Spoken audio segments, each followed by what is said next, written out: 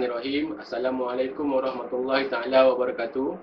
Nama saya Muhammad Afandi bin Ismail, pelajar pengajar syariah Universiti Besar Malaysia. Hari ini saya akan berkongsi dengan tuan-tuan dan puan-puan di luar sana berkenaan dengan tuntutan pengesahan lapas cerai di negeri Melaka. Okey, apabila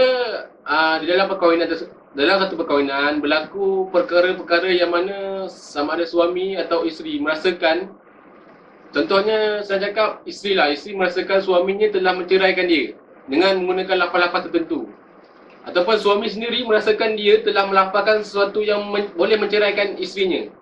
Contohnya suami berkata kepada isteri, keluar kau dari rumah ini, aku tak nak tengok muka kau lagi. Maka mungkin akan wujud satu perasaan yang mana adakah suami itu merasakan, adakah dia telah menceraikan isterinya.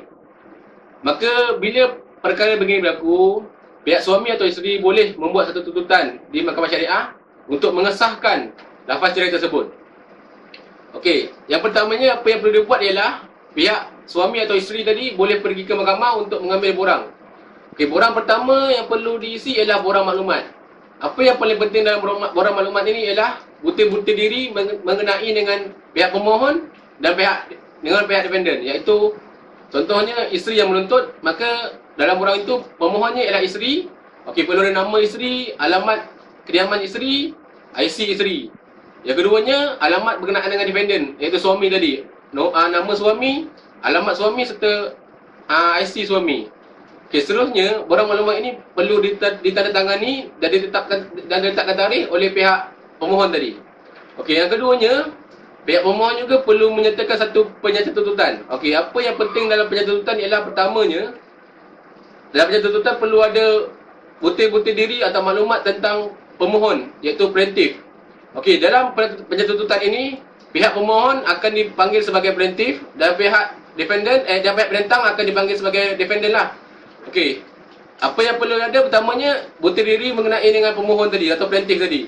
Nama plaintiff, umur IC plaintiff, alamat kediaman plaintiff dan juga hubungan plaintiff dengan defendant, sama ada suami atau isteri. Yang keduanya, bukti diri atau maklumat mengenai dengan defendant. Nama defendant, alamat defendant serta IC defendant serta hubungannya dengan pihak plaintiff tadi. Okey, apa yang penting sekali tadi alamat tadi, supaya alamat itu perlu ada untuk mahkamah menghantar saman kehadiran kepada pihak defendant tadi. Okey, yang seterusnya, okey, dalam penjatuhan perlu ada maklumat tentang hal perkahwinan tersebut, iaitu bilakah perkahwinan itu berlaku, di manakah perkahwinan itu berlaku, di manakah ia didaftarkan, serta nombor siri perkahwinan seperti mana yang tertera dalam sijil nikah. Okey, yang keempatnya, sekiranya di dalam perkahwinan tersebut mereka ada dikurniakan anak, maka perlu disertakan sekali maklumat-maklumat anak tersebut seperti nama anak, umur anak atau nombor sijil ataupun sijil kelahiran anak, serta umur anak ketika mana kejadian itu berlaku. Okey, yang kelimanya, pemohon seterusnya perlu menyatakan pada mahkamah berkenaan atau berhubung dengan lafaz cerai yang telah dilakukan oleh suami tadi. Sama iaitu di manakah lafaz itu dilakukan, jam berapa dan siapakah saksi-saksi yang melihat. Okey, sekiranya ada saksi yang melihat, maka perlu dinyatakan siapakah saksi itu. Okey, seterusnya pemohon juga perlu menyatakan apakah lafaz-lafaz yang diguna pakai tadi. Sama ada lafaz seperti lafaz aku ceraikan kau dengan tak satu, kan? Ataupun keluar kau dari rumah ini, aku tak tengok muka kau lagi. So lafaz-lafaz ni penting bagi mahkamah untuk mahkamah pastikan sama ada lafaz tersebut sabit atau tidak untuk menceraikan si isteri tadi.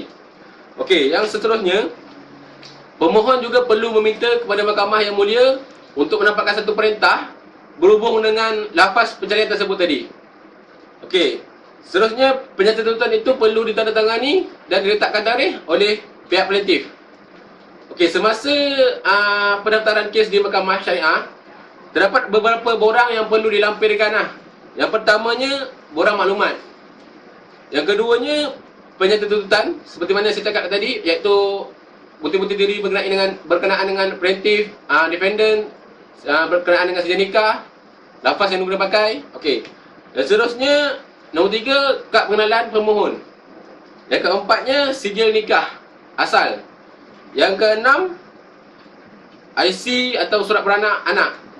Okey, seterusnya perlu dilampirkan dokumen-dokumen lain seperti seandainya pihak pemohon tadi alamat dalam IC-nya merupakan alamat luar daripada negeri Melaka, maka dia perlu mendapatkan satu surat pengesahan, surat pengesahan anak karya, seperti mana boleh dipohon daripada penghulu atau JKK untuk mengeluarkan satu surat yang mengesahkan bahawa pemohon tadi dia telah bermasautin atau menetap di dalam negeri Melaka.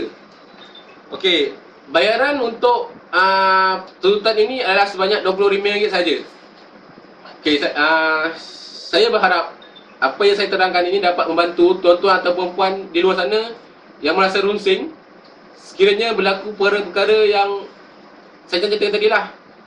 Suami telah menceraikan isteri tapi tak pergi mahkamah. Jadi isteri tak tahu nak buat apa kan. Jadi maka saya harapkan apa yang telah saya terang tadi, selepas ini pihak isteri boleh buat satu tuntutan di mahkamah syariah.